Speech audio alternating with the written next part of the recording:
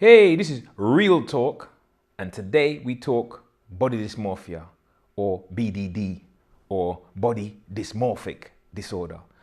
What is that? It's a psychiatric and a psychological condition that's been classified by the DSM, or the Statistical Manual for Diagnosis 5, which is like the fifth edition of the Psychiatric Bible. It's been classified as a OCD, or obsessive compulsive disorder, which is a anxiety disorder, and it's related to when an individual has a preoccupation with their physical appearance. That could be physical appearance on a number of factors, because a lot of people will think of body dysmorphia and think, oh, somebody just perceives themselves to be overweight or they're obsessed with their weight. But it's a bit more than that. It's their weight. It can be their weight, or it could be their shape. It could be their height. It could be their presence of facial hair. It could be the absence of facial hair. It could be their skin texture or quality, or having thoughts related to that they have a poor skin appearance, or a number of physical factors that they feel is flawed. They feel that they feel in themselves, or they think to themselves that it's making their appearance undesirable, and they feel extremely self-conscious, and at times, in extreme circumstances, it can be self-loathing.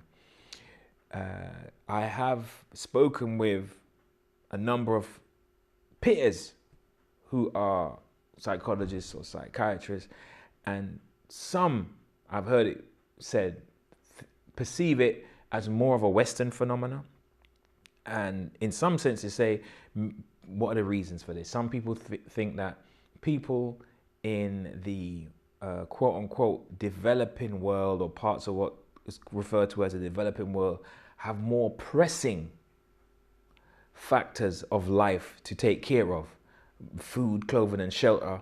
If those things are in short supply, or are in doubt or in jeopardy, you're less likely to be consumed with your bodily appearance. But that's the inference of that, is if to say that this is something that people are necessarily choosing to have, body dysmorphic disorder, which I would beg to differ. People as young children, as young as primary school age, have been recorded as having been diagnosed with BDD. It seems to mainly affect young women or young girls, mainly.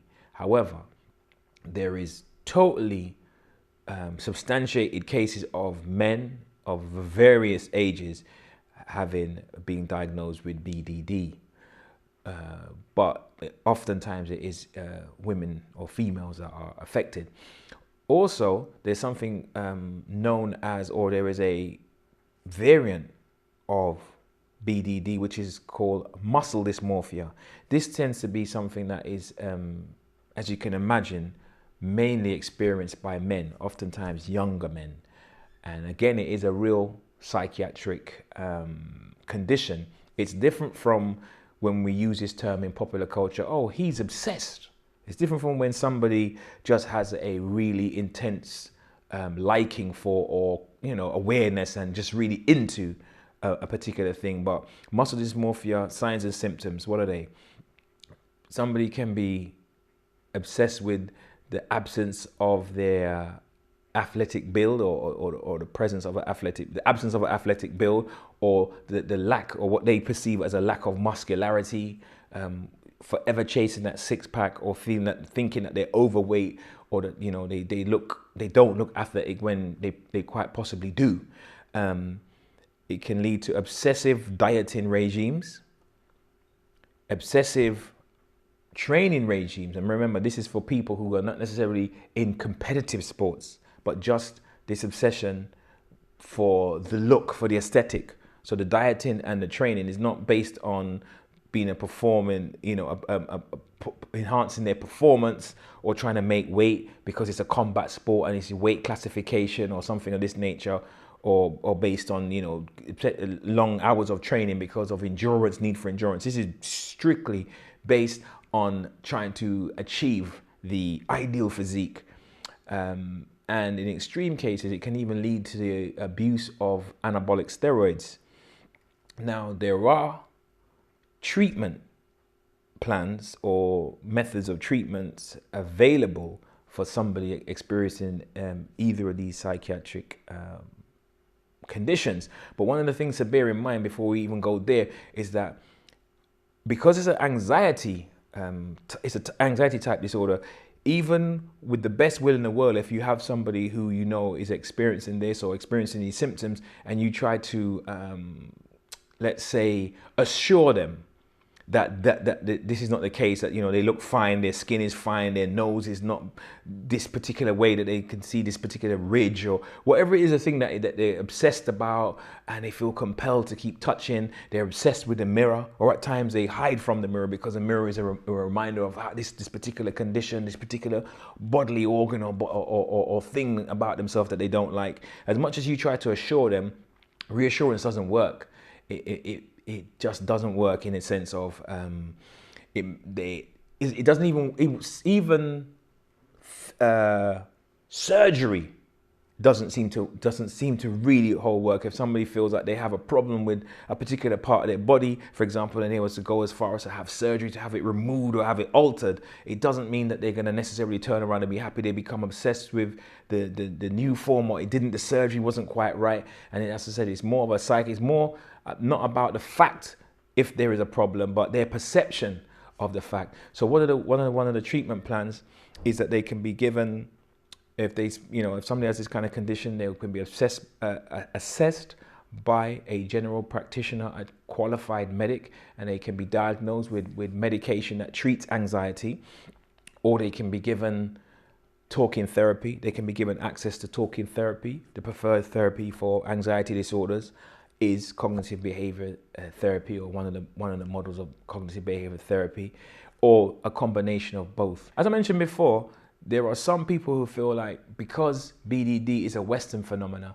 that it's not a real psychiatric problem or real psychiatric or psychological problem, but it's in people's imagination. What are some of the causes, potential causes?